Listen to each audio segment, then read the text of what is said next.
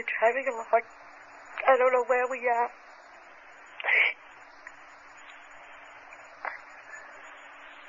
I don't even know how we got here. Bonnie and I, we've been driving, and I don't know how long, and we haven't even been talking. I just been sitting here feeling that something's going to happen. And I'm not really too afraid. Except right now I am. At that time I didn't feel afraid.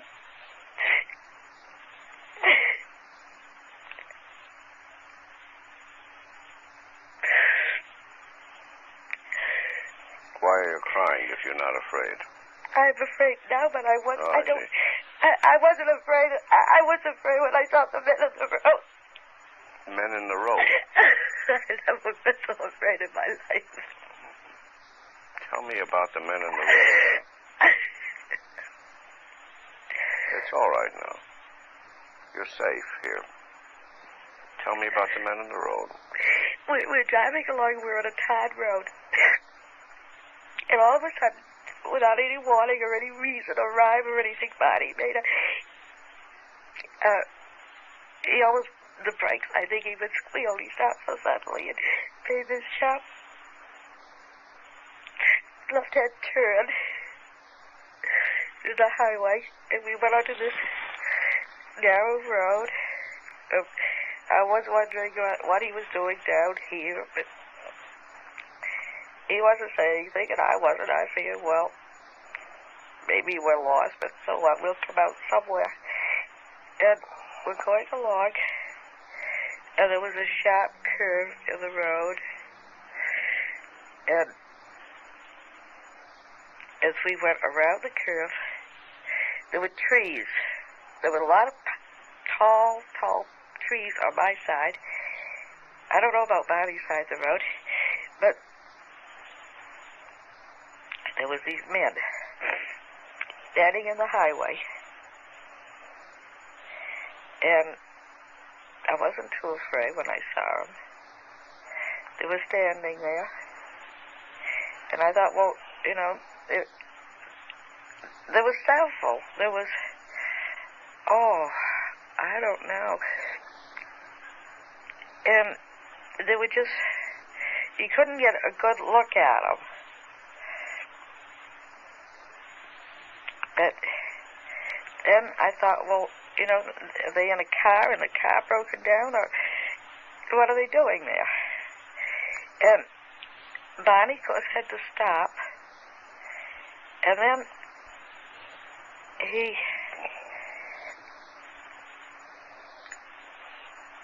stopped the car, and these men started to come up to the car.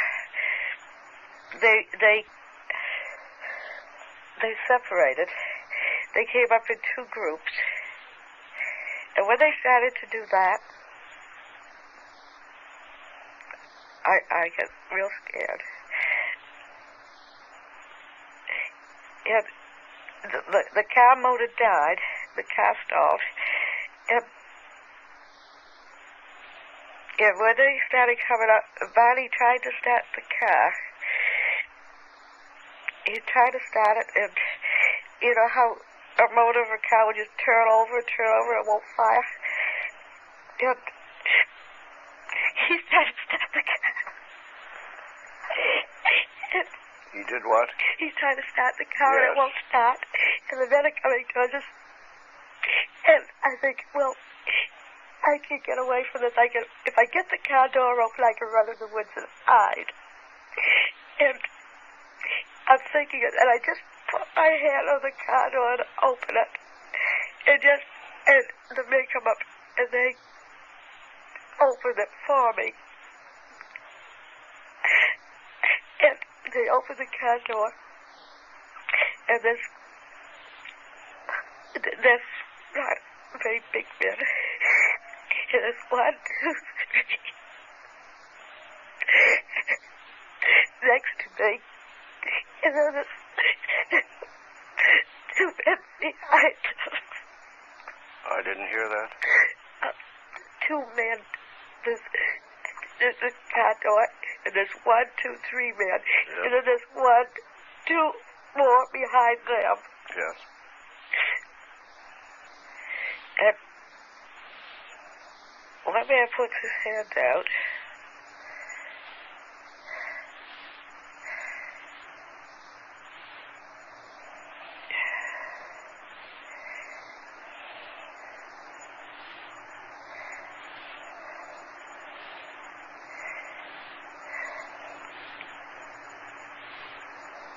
Go on.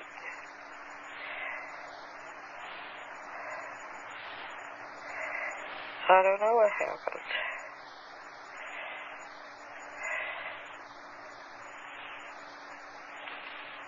You can remember everything now.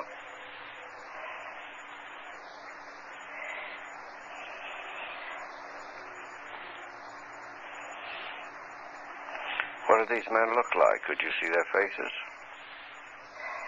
No.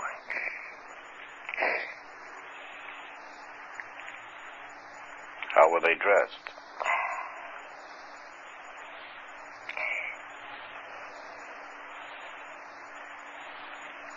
Alike, somehow or other. Did they have on any uniform, or were they in ordinary clothes?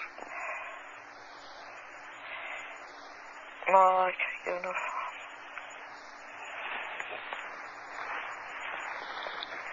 Uniform. Does it resemble any uniform you know? I couldn't see. There's a couple of men behind me, and then this body, and there's a man on each side of him, and my eyes are open.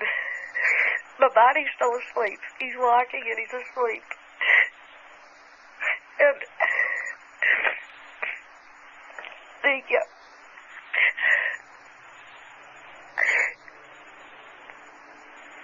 then I begin to get mad.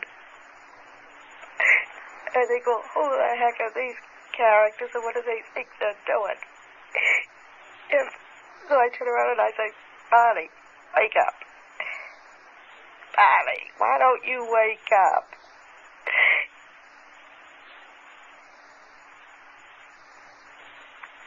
And he doesn't pay any attention. He keeps walking. And I keep going a little bit further, and I turn around and I say his name again, Bonnie, wake up.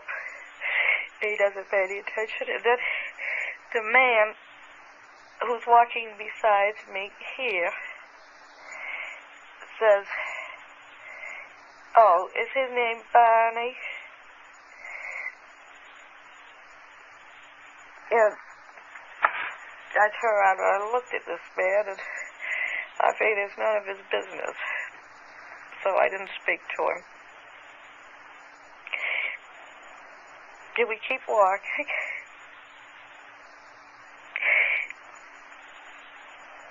And I try to wake Bonnie up again. He said, Bonnie, wake up. And he doesn't. So the man said, he asked me again, he said, is Bonnie his name? Then I wouldn't ask him, so that he says, don't be afraid. You don't have any reason to be afraid. We're not going to harm you. But we just want to do some tests. When the tests are over with, we'll take you and Bonnie back and put you in your car, and you'll be on your way back home in no time. And so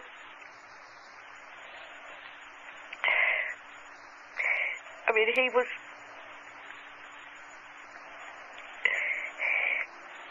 sort of reassuring in a way, but I can't say that I trusted what he said. And I wasn't sure what was going to happen, and we kept walking, and the body was still asleep, and then... You mean he was walking in his sleep? Yeah, he was just like sleepwalking. These men spoke good English? Only one spoke, the one who was on my left.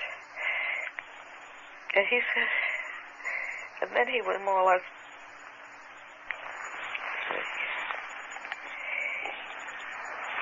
he had an accent.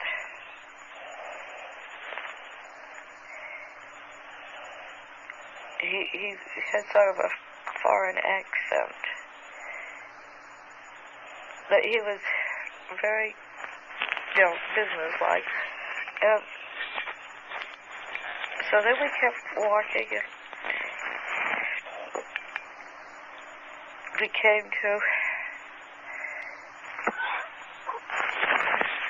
a clearing.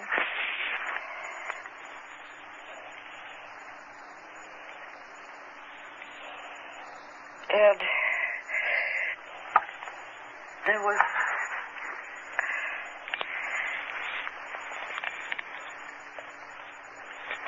we came to the clearing, and there was I wish it was lighter so I could get a better picture of that. There was a ramp and a door. There was the object was on the ground. The object was on the ground. Yeah. I think it was the same one I was watching in the sky. And there were trees, and there was a path, and there was this clearing. And this object the clearing I could see just about filled up the clearing.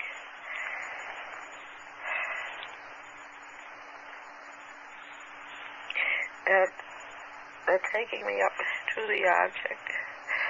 Now, I don't want to go on it. I don't know what's going to happen if I go on it. I don't want to go.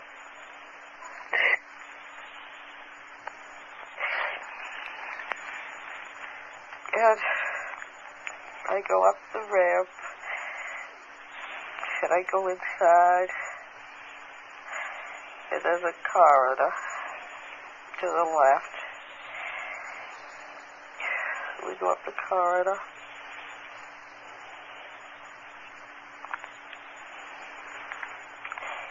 And there's a room, and they start to take me in the room. Some of the men come in the room with this man who speaks English and me. They stay for a minute. I don't know who they are. I guess maybe they're the crew. But they only stay for a minute. And the man who speaks English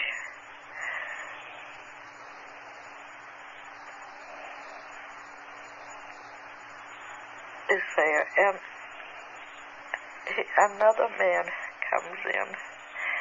I haven't seen him before. I think he's a doctor.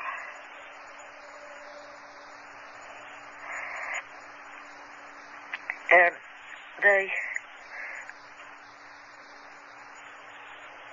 came in the door. And I think he's got, I don't know how our nervous system is, but I hope that we'll never have nerve enough to go around kidnapping people right off the highways like he's done. And he tells me to take off my dress. And he told me to take off my dress, and then before I even have a chance hardly to stand up to do it, the examiner, my dress has a zipper down the back. Down the back? Yeah, it has a zipper down the back. And the examiner unzips my dress. It goes way down to my waist, the zipper does. And so I slip my dress off.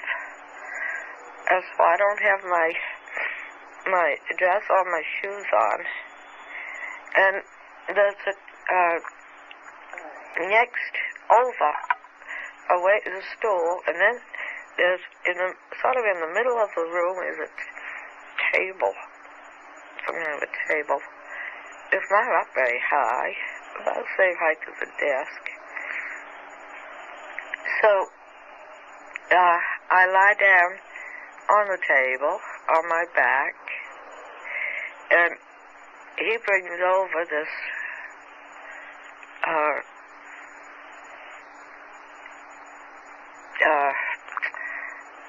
how can I describe it? They're like needles. There's a whole cluster of needles, and each needle has a wire running from it. So then they roll me over on my back.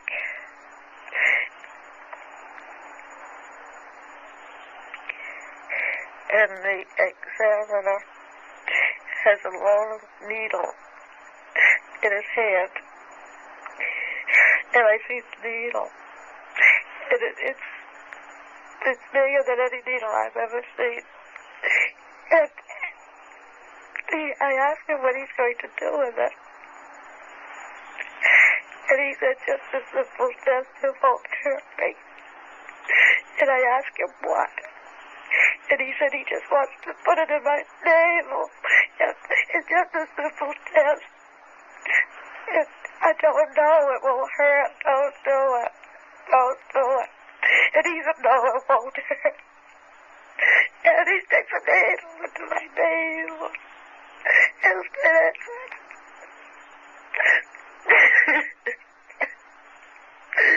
And I'm crying and I tell him it's hurting, it's hurting, it's hurting. Take it out. And then the leader, he goes over and he puts his hand, runs his hand in front of my eyes.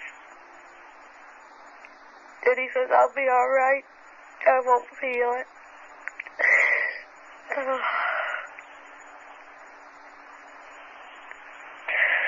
And all the pain goes away.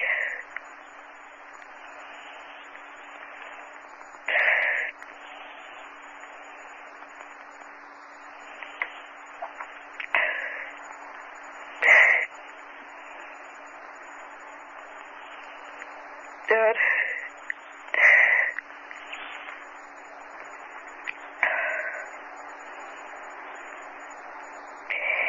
Dad. But I still, the pain goes away, but I'm still sore from where they put that, I don't know why they put that long needle into my navel. I tried to tell them they shouldn't do it. But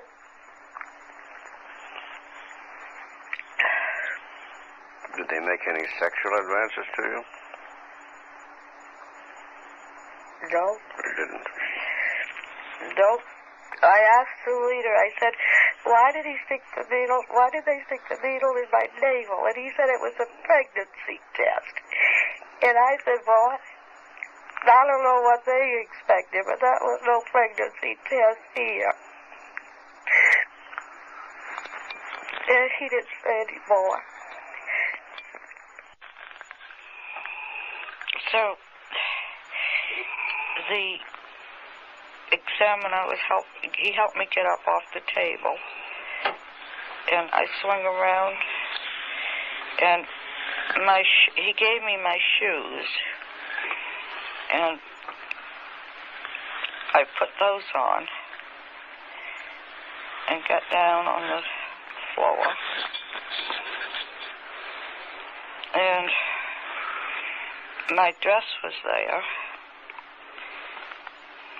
And I put my dress on, and I was going to zip it up, and he took a hold of the zipper at the top and pulled it up, and then,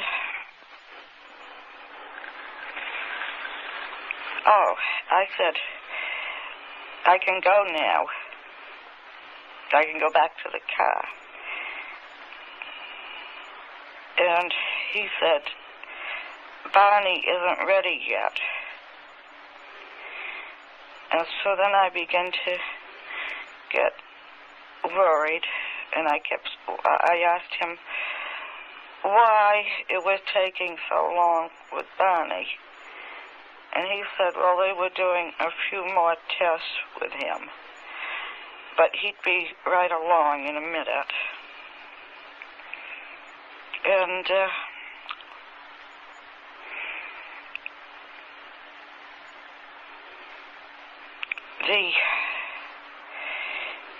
there was a cabinet there, and the doctor, the examiner, he had gone out of the room. There was just the leader and me there. So there was a doctor there, you say? And the man who did the examining, he did the testing, and he left. And so there was just the leader and me. And so I felt, I was grateful to him because he had stopped my pain. And now I wasn't afraid at all. And so I started talking with the leader. And I said to him that this had been quite an experience. It was unbelievable that no one would ever believe me, and that most people didn't even know he was alive, and that what I needed was some proof that this had really happened. So he laughed, and he said, well, what kind of proof did I want? What would I like? And I said, well,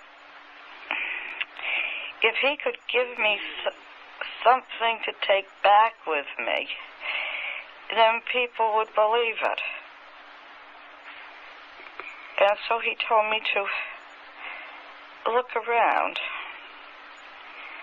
and maybe I could find something I would like to take. And I did.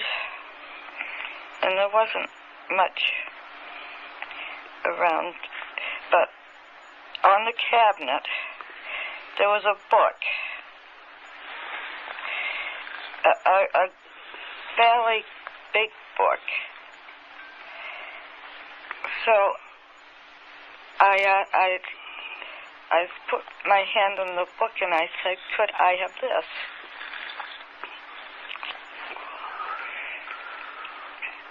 And the leader laughed, and he asked me if I thought I could read it. And I told him, no, I laughed too. I said, no. But I wasn't taking it to read. That this was going to be my proof that this had happened. That this is my proof.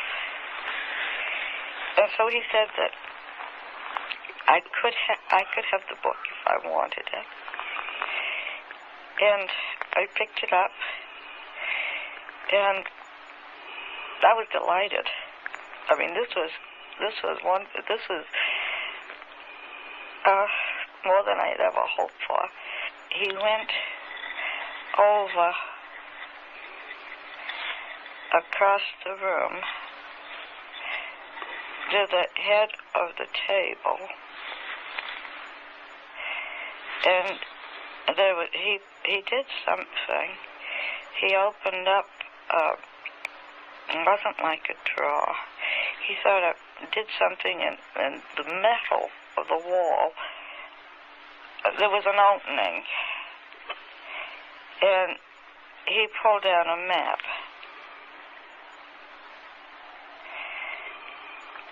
And he asked me, had I ever seen a map like this before.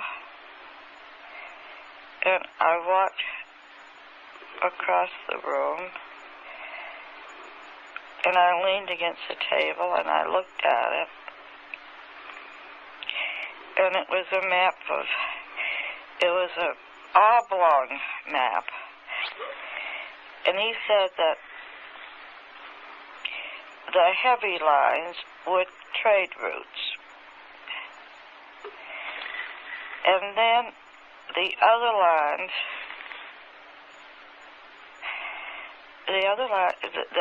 the solid lines were places they went occasionally. And he said that the broken lines were expeditions. So I asked him where was his home port?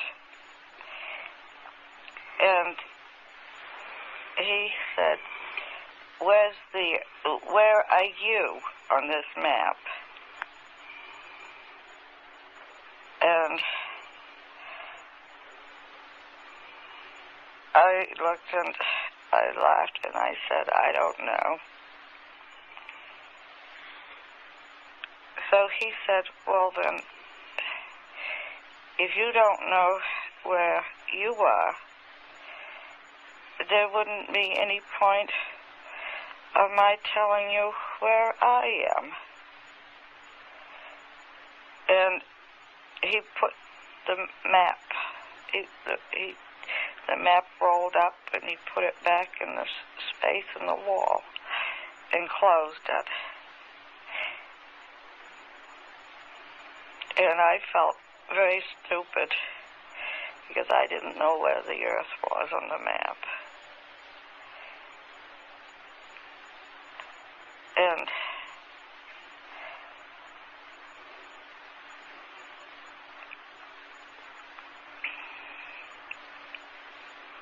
I asked him, well, could he show me? Could he open up the map again and show me where the Earth was? And he just laughed. And then I got the book. I still got the book. I'm carrying the book. I got it in my hands. It's a big book. And so I went back to the cabinet and put the book down and started to look through it again. And there was all of a sudden this noise out in the hall. And some of the other men come in, and with them is the examiner. And they're quite excited. So I asked the leader, I said, what's the matter? Did something happen to Barney? What is that? Well, it's something to do with Barney. And the examiner has me open my mouth, and he starts checking my teeth, and they're tugging at them. And I asked him, what are they trying to do? What were they doing at them? They were tugging at my teeth. Tugging at them, yes. Yes. And the examiner said that he was very excited, and he said that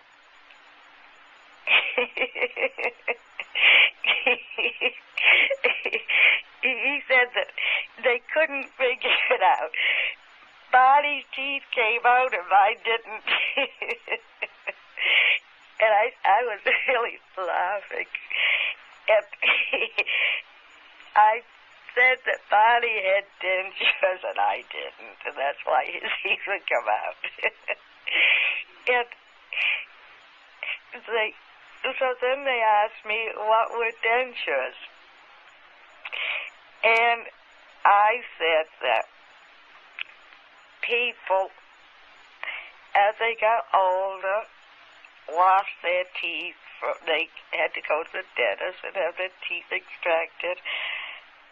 And they put in dentures. Or a person, sometimes, and Barney had to have dentures because he had a mouth injury of some sort, and he had to have his teeth extracted.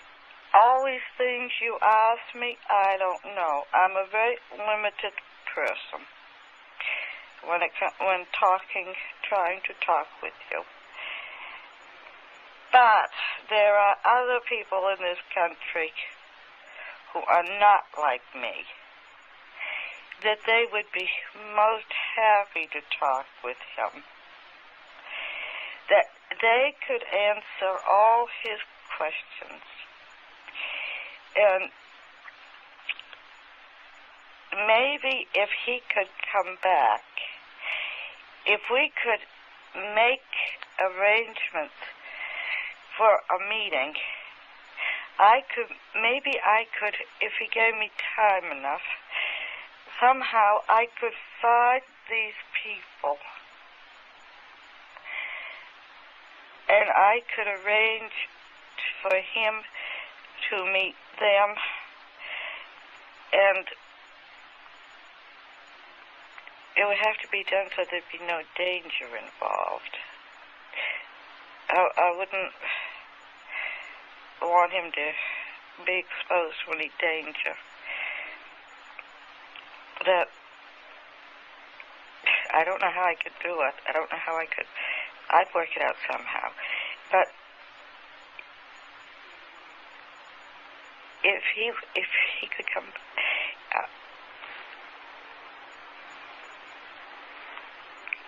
I want him to come back. I want him to.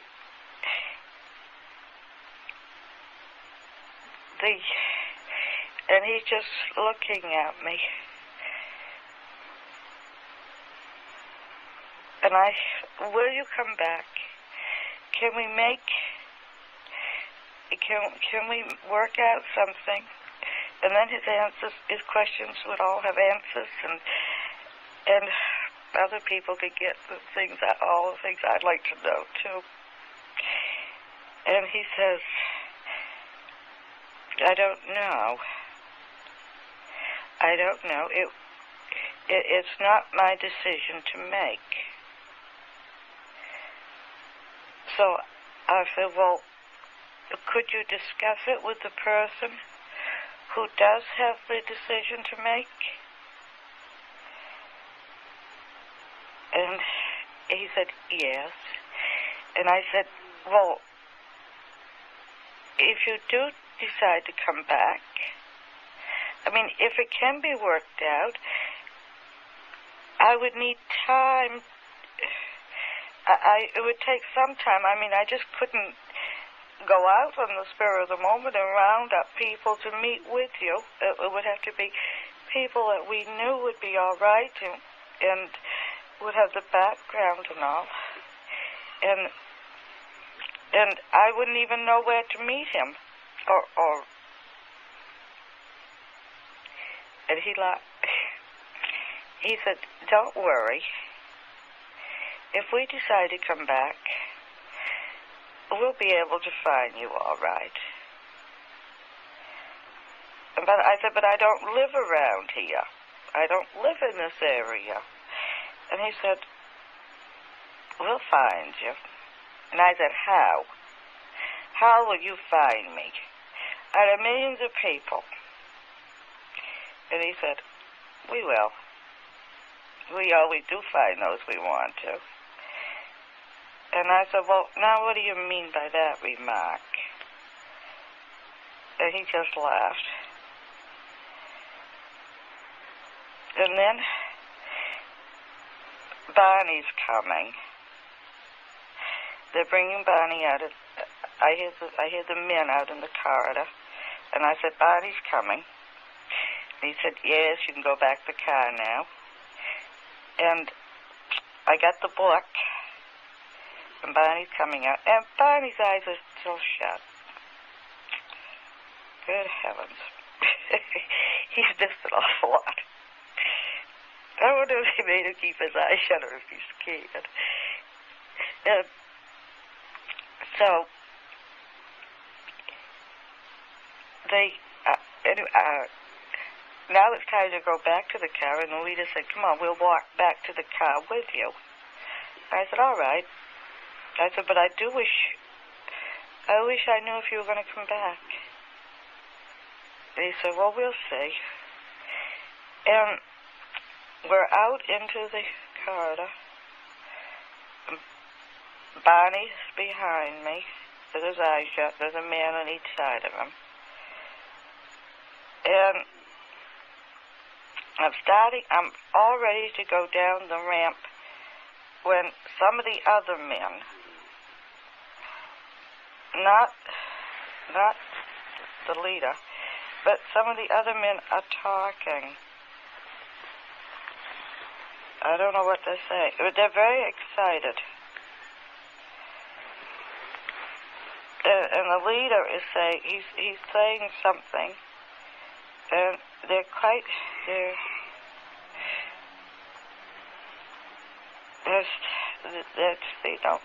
undecided about something. And then,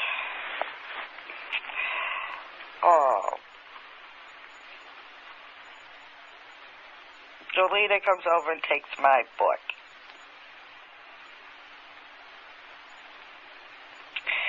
And I said, oh, I'm furious. I said, you promised me I could have the book. You gave me a word I could have it. And he said, I know it. He said, but the others object. They don't want you to have it. And I said, but this is my proof. If you take the book away from me, I'll have no proof that this has happened. And he said, that's the whole point. They don't want you to know it's happened. They want you to forget all about it. And that's why I'm taking the book. I won't forget about it. You can take the book, but you never can make me forget about it. Because I'll remember it's the last thing I ever do.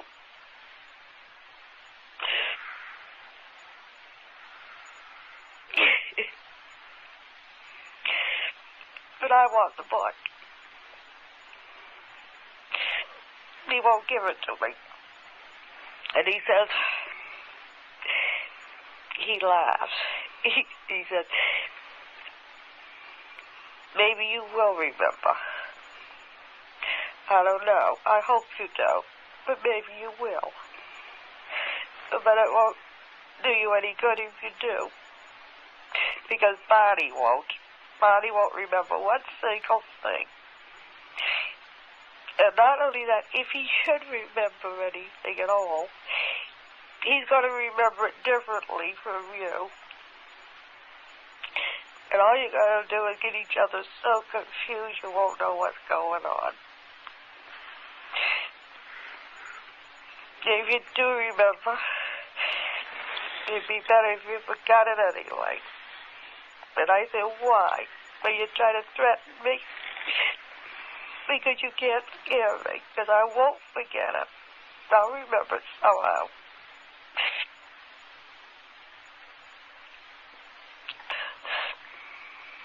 So then he said, all right, now, come on, let's go back to the car. We'll take you back to the car. And, I've been standing there on the side of the ramp talking to him. And I'm not so mad now. And they've taken Barney ahead while we were talking. So the other men are going ahead. And he said,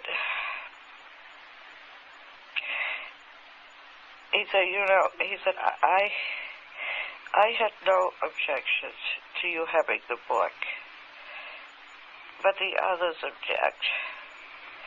And they have as much right to make this decision as I do. So I said, all right, I won't be mad at you. But